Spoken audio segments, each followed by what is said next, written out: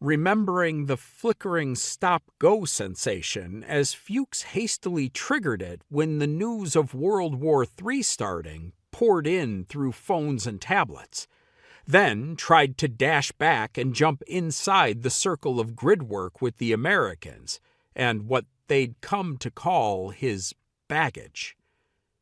That had been like slow motion in real life, and had given Artorius a really interesting experience, and I don't want to see anything that interesting ever again as long as I live.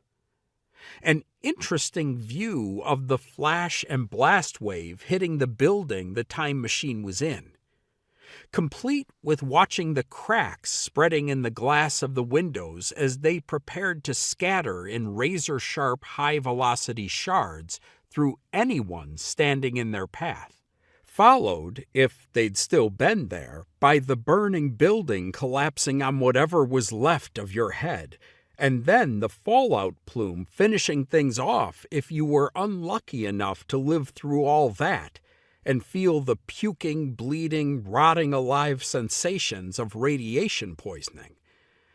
I can't really object, since Vienna and most of the cities in the world were fusion bombed just about the same time we left.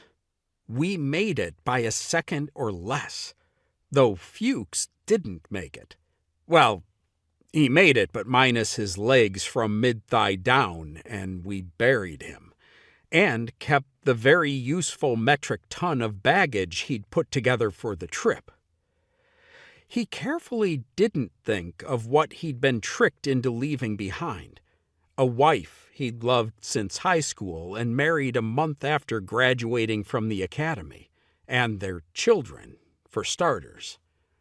Sometimes his subconscious didn't agree with that and sent unpleasant dreams about their probable fate, if they hadn't just been erased by what he was doing here. The dreams came less and less often, though. As far as he was concerned, Arthur Vandenberg, the American, had died then, killed with his family on the same day. If you repeated something to yourself often enough and hard enough, you started believing it. I'm Artorius now, and Roman, sort of. Reformist Roman, maybe? And I've been a Stoic in philosophical terms since I found out what that was. Fate doesn't give you love. It loans it to you and can take it back at any instant. Prepare to be punched out by fate, because that will happen sooner or later.